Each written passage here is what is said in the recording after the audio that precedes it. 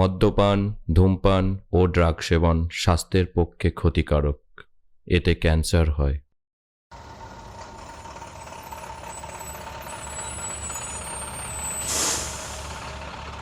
বাসটায় আজকে বড্ড ভিড়। অনিকেতকে নামিয়ে দিয়ে বাসটা ধুলো উড়িয়ে চলে গেল। বাসটায় মাছি গলবার জায়গা ছিল না। বাস থেকে নামতেই পাশের মাঠটাতে পিকনিকের দলের লোকেদের দৈত্যাগার বক্সগুলো বেজেই চলেছে। নতুন শতাব্দীর সাক্ষী থাকতে চলেছে, তাই আনন্দ তো হবেই। 25শে ডিসেম্বর 1999 সাল। ইচ্ছে করি আজকের দিনটা বেছে নিয়েছে অনেকে। শিমুল পাড়ায় তার প্রেয়সী আনন্দীকে চমকে দেবে বলে।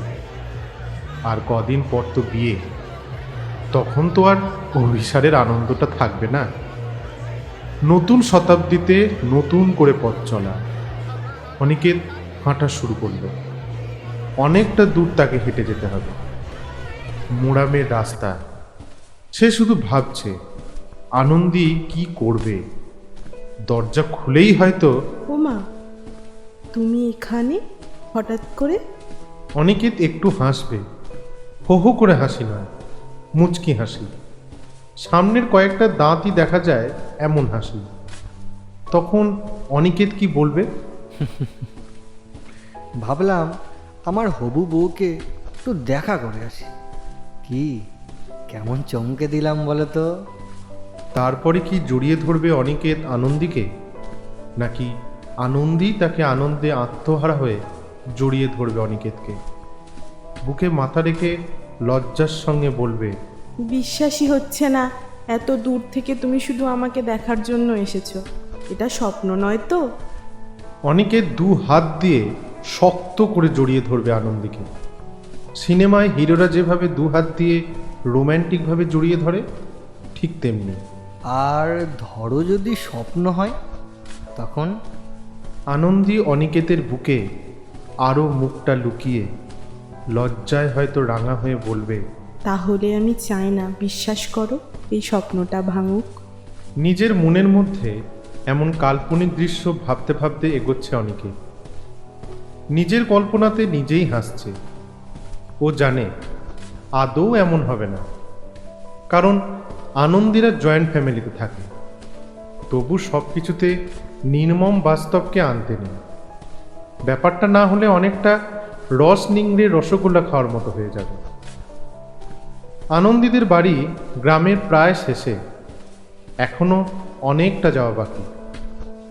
সামনে কেমন ঘন কুয়াশা, ও পাশের কিছুই দেখা যাচ্ছে না। এত ঘন কুয়াশা অনিকেত এর আগে কখনো দেখেনি। শীতকালে বেলার দিকে এমন চাপ বাঁধা কুয়াশা হয়, তা অনিকেত কখনো দেখেনি, হয়তো শোনেও নি। সাবধানে থাকতে হবে। ধীরে ধীরে কুয়াশার মধ্যে ঢুকলো অনিকেত। আশেপাশের কিচ্ছু দেখা যাচ্ছে না। এমন ঘন কুয়াশা শীতকালে হয়? কিছু দূর যেতেই কার সাথে যেন ধাক্কা খেলো অনিকেত। ওহ, আরে দাদা দেখে চলুন না। আগন্তুক সঙ্গে সঙ্গে বলে উঠলেন। সরি দাদা। অনিকেত ভালো করে লোকটাকে দেখতেও পেল না এই চাপা কুয়াশার মধ্যে। না হলে মুখ থেকে গাল বেরিয়ে যেত নিশ্চয়ই। 2-3 সেকেন্ডের মধ্যেই কুয়াশা থেকে বেরিয়ে আসতেই চমকে গেল অনিকেত। এ কোথায় এসে পড়েছে সে? বড় বড় মুদিখানার দোকান, ওই কলকাতায় যেমন ধীরে ধীরে গড়ে উঠছে আর কি। লোকে যাকে বলে শপিং মল, ঠিক তেমনই। দু একটা অত্যাধুনিক ফ্ল্যাট, রিক্সার জায়গায় অন্যরকম ছোটোখাটো একটা গাড়ি। সামনের লোকটা হাত দেখিয়ে চিৎকার করে বলল, টোটো, একটু দাঁড়াও। এ কোন শিমুলতলায় এলো সে? সে সামনের দোকানে গিয়ে জিজ্ঞেস করলো, বলছি দাদা, এই অবিনাশ হালদারের বাড়িটা কোথায় বলতে পারবেন? লোকটা কেমন সন্দেহের চোখে দেখলো অনিকেতকে। তারপর দূরে একটা ফ্ল্যাট দেখিয়ে দিল। অনিকেত ধীরে ধীরে সেই দিকে পা বাড়ালো। কয়েকবার যেতেই দেখে লোকে লোকারণ্য। একটা পুলিশের গাড়ি আর একটা বড় অ্যাম্বুলেন্স। লোকে দুদিকে মাঝখানে ফাঁক করে দাঁড়িয়ে। ভিড় ঠেলে একটু সামনে যেতেই দেখে একটা বছর 45 লোককে পুলিশ দড়ি বেঁধে নিয়ে এলো, আর পিছনে স্ট্রেচারে করে এক মহিলাকে, রক্তাক্ত দেহ, মুখ রক্তে ভরে গেছে। অনিকেত পাশে দাঁড়িয়ে থাকা এক ভদ্রলোককে জিজ্ঞেস করলো, মশাই একটু সরুন না। ইস, সরুন সরুন। এই যে দাদা, বলছি কি কি হয়েছে এখানে? এত ভিড় কেন? কি হয়েছে? এ বাবা, বৌমাকে খুন করেছে। কি ভালো ছিল গো বৌমাটা, আহারে। কি খুন? এ বাবা, এ বাবা। তাহলে দাদা, এই কে মারা গেছে বলুন তো? আনন্দী। বাবা, বাপের বাড়ির তোর টাইটেলটা বলতে পারবি? হালদার না? মাথায় বাজ পড়লেও এতটা অবাক হতো না অনিকেত। কিন্তু এ যেন মাথাটার ভেতর সব কিছু গুলিয়ে গেল। শরীরটা ভালো লাগছে না। ভিড় ঠেলে বাইরে বেরিয়ে এলো। লোকটা ঠিক বলল নামটা, নাকি সে ভুল শুনেছে? যে দিক দিয়ে এসেছিল সেদিকেই উন্মাদের মতো হাঁটতে লাগলো অনিকেত। নিজের মনের মধ্যেই বিড়বিড় করছে, এ এ হতে পারে না, না না না না না, এ এ কিছুতেই হতে পারে না। এ আনন্দী, আমার আনন্দী? না না না, এ কিছুতেই হতে পারে না, কিছুতেই হতে পারে না। যে লোকটাকে পুলিশে ধরে নিয়ে যাচ্ছিল ওটা তো আমি নয়। তবে তবে ও কার বউ? কার বউ? হ্যাঁ, না না না না না, আমি আমি অন্য কোথাও চলে এসেছি মনে হয়। না, আনন্দিত শুধু আমার, আর কারোর হতে পারে না। ও তো শুধু আমার, শুধু আমার, আর কারো হতে পারে না। নিজের অজান্তেই অনিকেত আবার সেই কুয়াশার মধ্যেই প্রবেশ করল এবং খেয়াল করল না আড়ালে একজন সব দেখল। কুয়াশার বাইরে বেরোতেই জ্ঞান হারালো অনিকেত। যীশুখ্রিস্টের জন্মদিন বলে কথা। চারিদিকে আলোর মেলা, গ্লাসে গ্লাসে ঠোকাঠুকি চলছে। গিটার বাজছে রেস্তোরাঁর এক পাশে। শীর্ষেন্দু আর অরুণাভ গ্লাসে গ্লাসে ঠোকাঠুকি করল। তরল পানীয়টা গলাধকরণ করলো দুজনে। আজকে শীর্ষেন্দুর বিবাহবার্ষিকী। অরুণাভ পানীয়টা শেষ করে শীর্ষেন্দুকে বলল, পৌষ মাসে যে হিন্দুদের বিয়ে হয় সেটা তো জানা ছিল না ভাই। শীর্ষেন্দু নিজের তরলটা শেষ করে অরুণাভর দিকে তাকালো, একটু মুচকি হাসল। কিন্তু খ্রিস্টান রীতিতে তো সব কোনো বাধা নিষেধ নেই বাবা আমার। ইউ ফরগেট, আমাকে এক প্রকার বাধ্য হয়ে বিয়েটা করতে হয়েছিল। সেটা তো শোনা কথা, তখন তো আর তোদেরকে চিনতাম না। যাই হোক, you are so lucky my friend. তোর বউ খুব বাধ্য। তবে কি বলবো, আমি তো সারা জীবন রিসার্চ করেই কাটিয়ে দিলাম। তোদের মতন বিয়ে থার আমার হলো না। তা একরকম বলতেই পারিস। নিজের বান্ধবী, আমার প্রেজেন্ট ওয়াইফ, এমন একটা বিধি বিচ্ছিরি কেস হলো যে কথায় ছেদ পড়ল। শীর্ষেন্দুর কাঁধে হাত রেখেছেন এক পুলিশ অফিসার। পুলিশ দেখে চারিদিকের হইহুল্লোড় নিমেষে থেমে গেল। এখন আমার সাথে চলুন, কেস অন্য জায়গায় হয়েছে। শীর্ষেন্দু আর অরুণাভ দুজনাই উঠে দাঁড়ালো। মানে কি কেস?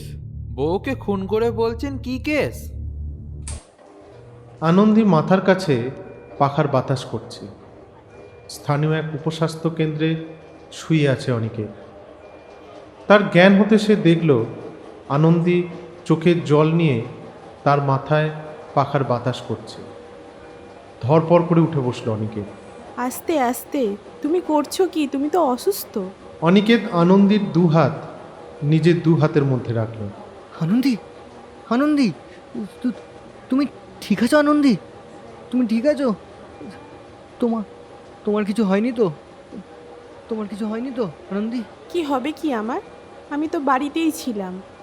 আমাদের পাড়ার এক দাদা খবর দিল তুমি নাকি রাস্তায় অজ্ঞান হয়ে পড়েছিলে। ডাক্তার বললেন কোন টেনশন থেকে নাকি এইসব হয়েছে। কিন্তু কিন্তু আমি যে দেখলাম, তাহলে আমি কি ভুল দেখলাম? না না না, ভুল কিভাবে দেখব? তাহলে তাহলে কি কি দেখলে? আর কথা বাড়ালো না অনিকেত, আবার শুয়ে পড়ল। শুধু বলল, এটা কত সাল? কেন 1999? মনে নেই? 2000 সালের 17ই জানুয়ারি আমাদের বিয়ে। নতুন শতাব্দীতে নতুন জীবন শুরু করব আমরা। অনিকেত বুঝে উঠতে পারল না যে তার সাথে বাস্তবে কি হয়েছে। কিছু কিছু সময় সবার জীবনে এমন আসে যেখানে চরম সত্যিকেও মিথ্যে বলে ভ্রম হয়। অনিকেত মনে করার চেষ্টা করল কাকে সে দেখেছে। অমন হাঁ করে তাকিয়ে থেকে কোনো লাভ নাই মশাই। এমন ভাব করছেন যেন কিচ্ছুই হয় নাই। হ্যাঁ, আমি যেন আপনাকে নিয়ে এখানে মজা করতে বসেছি। শীর্ষেন্দু উঠে দাঁড়ালো, সাথে অরুণাভ। দুজনেই চমকে গেছে ঘটনার আকস্মিকতায়। আমি তো সন্ধ্যে থেকে এখানে। তাহলে তাহলে বউকে খুন করব কখন? কিরে কিরে অরুণাভ, বল কিছু। হ্যাঁ স্যার, ও একদমই ঠিক কথা বলছে। তাহলে আর কি, ধর্মপুত্র যুধিষ্ঠির সঙ্গ দিয়েছে, তাহলে আমার তো কোনো কাজ নাই এখানে। আমি তাহলে আসি, তাই নাকি? আমি তাহলে চলে যাই। সব তো ধর্মপুত্র যুধিষ্ঠির দেখেই নিচ্ছে। এ বেশি আর কি না মেরে চলুন তো। কিন্তু আমার স্ত্রী খুন হলো কখন? দুপুরে। বাইরে সানাইয়ের বদলে বাজি ফাটছে। ঘরে ফুলের খাটের ওপর নববধূ সেজে বসে আছে আনন্দ। হাঁটু দুটো ভাঁজ করে দু হাত দিয়ে জড়িয়ে ধরে মাথা গুঁজে বসে আছে। দরজা খোলার শব্দ হতে মুখ তুলে তাকালো। উদাস সুরে জিজ্ঞেস করলো, কোনো খবর? উত্তরদাতা নীরব। আনন্দির চোখ ছলছল করে উঠল। কান্না জড়ানো গলায় বলল, কেন এমন হলো বলো তো? এটা তো হওয়ার কথা নয়। এমন নির্মম পরিণতির জন্য তো আমরা প্রেম করিনি। তবে কেন এমন হলো? কেন? কি পাপ করেছিলাম আমি? যাকে উদ্দেশ্য করে বলা হলো তিনি জানলার পাশে দাঁড়িয়ে বাইরের দিকে তাকিয়ে আছে। সেও গভীর দীর্ঘশ্বাস ছেড়ে উত্তর দিল, জানি না। ও কি জানে আমাদের কথা? তুমি কিছু বলেছো? যাকে প্রশ্ন করা হলো সে শুধু মাথা নাড়ল, মুখে কিছু বলল না। এর থেকে আমার মৃত্যুই ভালো ছিল। শীর্ষেন্দুর ফ্ল্যাটের সামনে লোকে গিজগিজ করছে। পুলিশ, অ্যাম্বুলেন্সের সাথে বিভিন্ন চ্যানেলের সাংবাদিকরাও উপস্থিত। কোনো রকমে তাদের এড়িয়ে ফ্ল্যাটের ভেতর আনা হলো শীর্ষেন্দুকে। সোফায় রক্তাক্ত অবস্থায় শুয়ে আছে তার স্ত্রী। শীর্ষেন্দু নিজের স্ত্রীকে অমনভাবে পড়ে থাকতে দেখে দৌড়ে যেতে চাইল, কিন্তু পুলিশ বাধা দিল। আনন্দি, আনন্দি, এ কি হলো? কাছে যাওয়ার চেষ্টা করে লোক দেখানো বউ পিরিতটা দেখাবেন না। আপনাদের মধ্যে যে কোনো আঠা ছিল না সেটা আশেপাশের ফ্ল্যাটে লোকজন কনফার্ম করেছে। শীর্ষেন্দু যেন আকাশ থেকে পড়ল। অমন তাকিয়ে লাভ নাই মশাই। আপনি তো আপনার বউকে সন্দেহ করতেন। কি সত্যি বলছি কি না? দেখুন দেখুন, আমার সন্দেহ হচ্ছিল ঠিকই যে ও অন্য কারোর সাথে সম্পর্কে জড়িয়েছে, কিন্তু কিন্তু তাতে কি প্রমাণ হয়? আমি আমি খুনি? এই পোশাক পরে আপনি বাইরে বেরিয়েছিলেন ওই দুপুর, তখন কটা বাজবে জানো? ওই দুটো নাগাদ। সেটাও এই ফ্ল্যাটের অনেকজন দেখেছে। আর পুলিশবাবু ডান হাতটা থিয়েটারি ভঙ্গিতে বাড়াতেই একজন কনস্টেবল একটা পিতলের ফুলদানি রুমাল দিয়ে ধরে পুলিশবাবুর দিকে বাড়িয়ে দিল। এখানে আপনার আঙুলের ছাপ আছে। This is impossible. কারণ কারণ আমি তখন ফ্ল্যাটেই ছিলাম না। আমি যখন সেই পজিশনে ছিলামই না, তখন তখন আমি আমার স্ত্রীকে খুন করবোটা কি করে? কিন্তু আপনি যে ফ্লাইটের কথা বলছেন, মশাই টিকিটটা দেখান তো একবার। শীর্ষেন্দু নিজের ঘরে গিয়ে তন্ন তন্ন করে খুঁজল টিকিটটা, কিন্তু পেল না। অগত্যা পুলিশকে গ্রেপ্তার করতেই হলো। কেমন আছো তুমি? জেলের এক কোণে আনমোনা হয়ে বসেছিল অনিকেত। হঠাৎ নারীকণ্ঠে সচকিতে ফিরে তাকালো। আনন্দীকে দেখে মনটা ভেঙে গেল তার। নববধূ হয়ে এসেছে। অন্যদিকে মুখ করে বলল, হঠাৎ কি মনে করে? উপায় ছিল না, বিশ্বাস করো। আমি আমি বাধ্য হয়ে। ঠিক ঠিক, প্রেম করার আগেই আমার বোঝা উচিত ছিল আনন্দী। এই ডায়লগটা একদিন আমাকেও শুনতে হতে পারে। মেয়েরা সর্বদা দায়ে পড়েই বিয়েটা করে। আমি জানি ব্যাপারটা। নায়িকারা থাকে বাইরে, আর নায়ক আর তার পরিবার তিলে তিলে। তুমি ভুল বুঝছো, শোনো আমার কথাটা। আমার আর কিচ্ছু শোনার নেই আনন্দী, তুমি এসো। আশা করি শীর্ষেন্দু তোমায় ভালো রাখবে। ব্যাংকের আর্থিক তছরূপ আসামির বউয়ের তকমা থেকে তোমার মুক্তি হয়েছে। এসো আনন্দী, তুমি এসো। শীর্ষেন্দু এখন জেলে। সত্যিই তো, তার ওই দিনের কোনো ঘটনাই মনে নেই। কিন্তু এমনটা কেন? সে নিজে জানে সে নিজে নির্দোষ। সে তার স্ত্রী আনন্দীকে খুন করেনি, কিন্তু কোনো প্রমাণ নেই। কেউ রবার দিয়ে মুছে দিয়েছে তার প্রমাণকে। হঠাৎ একজন পুলিশ এসে খবর দিল একজন দেখা করতে এসেছে। শীর্ষেন্দু উঠে গিয়ে এগিয়ে গেল লোহার গারদের দিকে। যাকে সামনে দেখতে পেল সে আর কেউ নয়,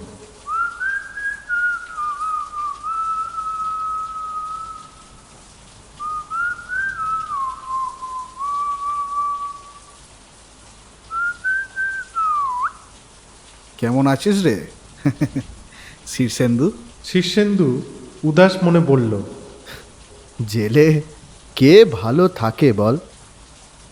আমি জানি আমাকে ফাঁসানো হচ্ছে, কিন্তু আমি কি কিছু করতে পারছি?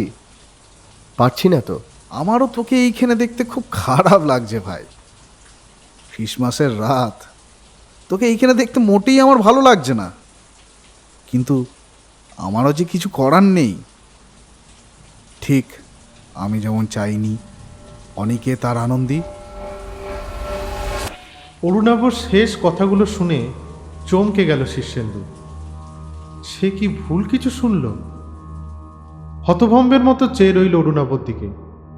অরুণাভু কিছুক্ষণ শীর্ষেন্দুর হতভাগ মুখটা দেখে হাসি হাসি মুখে বলল, বলছি, সবই বলছি। আনন্দীর সাথে আমি দেখা করতে যেতাম।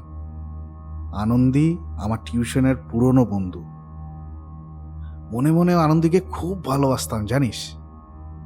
আজ থেকে 25 বছর আগে একদিন সাইকেল নিয়ে ফিরছি, দেখি আনন্দী আর অনিকেত। আনন্দী অনিকেতকে জড়িয়ে ধরে। আমি পাশ দিয়ে যেতেই আনন্দী বলল, ওরু, ওরু, আরে এই ওরু, এদিকে আয়। হ্যাঁ বল। আরে তোর সাথে তো আলাপই করানো হয়নি। এ হলো অনিকেত, আমার অফিসের কলিগ। বাকিটা বুঝে নে। সামনের বছর আমরা নতুন জীবন শুরু করছি। বিশ্বাস কর, কথাগুলো সেদিন আমি হাসি মুখে শুনে নিয়েছিলাম। পরে একদিন আনন্দীকে আমি ডাকি, বাইরে একদিন ডাকি আমি ওকে। তখন আনন্দীকে আমি বলেছিলাম, আনন্দী আনন্দী, তোকে ছাড়া আমি বাঁচবো না আনন্দী। প্লিজ প্লিজ তুই ছেড়ে যাস না। দেখ ওরু, আমি তোকে আমার জীবনের সবচেয়ে ভালো বন্ধু বলে মনে করি। তোকে আমি কোনোদিনও ওই নজরে দেখিনি। আমি এই জীবনে শুধু অনিকেতকে ছাড়া আর কাউকে ভালোবাসতে পারবো না রে। ওর সামনে আমি হাসি মুখে আমার রিজেকশনটা শুনে নিলেও শান্তি পাইনি। ভেতরে ভেতরে ভেতরে ভেতরে আমার প্রতিশোধের আগুন জ্বলছিল। আমার কাকা তখনকার রুলিং পার্টির এক বড় নেতা। প্রভাব খাটিয়ে অনিকেতকে আমি ফাঁসিও দিলাম। কিন্তু কিন্তু আমি কিছুদিন ভয়ে ওদের কাছ থেকে গা ঢাকা দিলাম। শীর্ষেন্দু ভেবে পাচ্ছে না এ কি শুনছে সে। খুব কষ্টে ওর মুখে কথা ফুটল। কিন্তু তুই তো আমার আর আনন্দের বিয়ের সময় আমেরিকায় ছিলিস, মানে যেটা তুই আর কি আমায় বলেছিলিস। অরুণাভ সামান্য হাসল। ওটাই তো ওটাই তো ওটাই তো বুঝতে পারিনি তুই যে শালা তুই লাইনে আছিস। তখন না মনে হয়েছিল তোর পেটটা কেটে তোর তোর কিডনিগুলো বার করে নি। শীর্ষেন্দু যেন বাকশূন্য হয়ে গেছে, মুখে কথা সরছে না তার। এই দৃশ্য কিছুক্ষণ উপভোগ করে নিয়ে অরুণাভ আবার শুরু করল। আমি তো ফিরে এসে দেখি তুমি খেলা খেলে দিয়েছো চাঁদ। তখন তখন আমি যে কি করি সেটা আমি নিজেই ভাবতে পারছি না। শালা শালা তখন আমার মাথায় জেদ চাপলো। তখন তখন আমি দিন রাত এক করেছি, রাত দিন ঘুমাইনি, খাইনি। তখন তখন আমরা একটা মেশিন আবিষ্কার করি। কি মেশিন বলতো? বল। Time machine. সেইটা দিয়ে। আর অনিকেত ও কি? হ্যাঁ দেখেছিলাম তো, আই নো। যখন তুই হাসপাতালে ওকে দেখতে গেছিলিস, আনন্দিত দেখে তোকে অবাক। তোকে দেখে সারপ্রাইজ হয়েছিল খুব, তাই না? আমি ওটা আড়াল থেকে দেখেছিলাম ভাই। ও তো পরে তোকে দেখে আমায় বলেছিল। আমি তোকে বলছি ভাই, অরুণাভ ছেলেটা ভালো নয়, একদম ভালো নয়। প্লিজ ওকে বাঁচা, তুই ওকে বাঁচা, আনন্দীকে তুই বাঁচা। ওই ছেলেটা একটা ক্ষতি করে দেবে আনন্দীর। ভাই ভাই তুই বাঁচা ওকে। কিন্তু কিন্তু তখন যে আমি ওকে। চুপ চুপ, এই একদম চুপ। এই যদি ফেথ ফ্যাক্টরটা কাজ করতো না তাহলে না অনেক দিন আগেই। তাহলে তাহলে আনন্দীকে মারলি কেন তুই? ওকে না তুই ভালোবাসতিস? হ্যাঁ রে, আমি ওর সাথে কদিন আড্ডা মারতে গিয়েই জানতে পারলাম তোমাদের মধ্যে না ওই হাজব্যান্ড ওয়াইফ বন্ডিং যেটা আঠা ওটা নেই। আমি ওকে বলেওছিলাম আমি তোকে ভালো রাখবো, আমার মতন ভালোবাসতে তোকে পৃথিবীর কেউ পারবে না। কিন্তু সেই ঘ্যান ঘ্যানে মেরে বাংলা সিরিয়ালের ট্রিপিক্যাল মেয়েদের মতো সেটা যদি আজকে বুঝতো তাহলে আজকে বেঁচে থাকতো। অসম্ভব, তোর মনে এই ছিল? তোকে আমি আমার সব থেকে ভালো বন্ধু ভাবতাম, তুই বন্ধু নামের কলঙ্ক, বিশ্বাসঘাতক। আমি এই জীবনে শুধু অনির। ওকে ওকে আমি কতবার বুঝিয়েছি জানিস? আমি অনেকবার ওকে বলেছি I love you Anandi, I can do anything for you. যেই আমি ওকে এরকম করে জড়িয়ে ধরতে গেলাম তখনই মাগির সতীত্বতা জেগে উঠল। চিৎকার করছে। আর করবি চিৎকার? কাছে আসবি না কিন্তু, আমি বলে দিলাম তুই কাছে আসবি না। তুই কাছে আসলে কিন্তু আমি চিৎকার করব। কে আছো? কে আছো? বাঁচাও আমায়। কে আছো? বাঁচাও, হেল্প মি। কে আছো? ওকে চুপ করতে বললাম, ও চুপ করলো না। জানিস তো এমন চিৎকার করতে লাগলো আমি বাধ্য হয়ে টেবিল থেকে ফ্লাওয়ার বাসটা ওর মাথায় ঠুকে মারতেই পড়ে গেল। দেখি মাথার পেছন থেকে রক্ত বেরোচ্ছে। আমি ডাকলাম, আনন্দী আনন্দী তুই ওঠ, কি হলো তোর? কিন্তু উঠবে কি করে?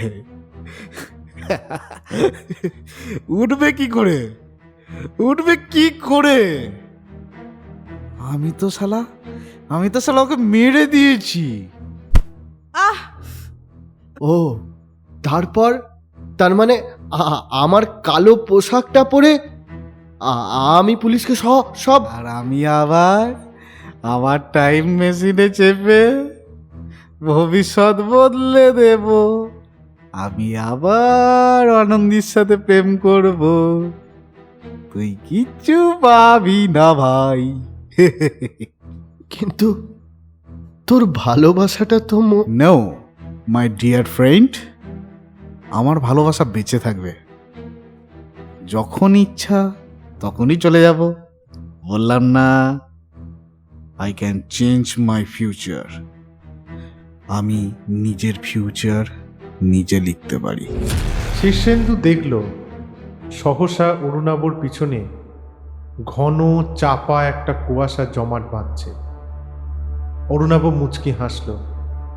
ধীরে ধীরে শীষ দিতে দিতে কুয়াশায় হারিয়ে গেল।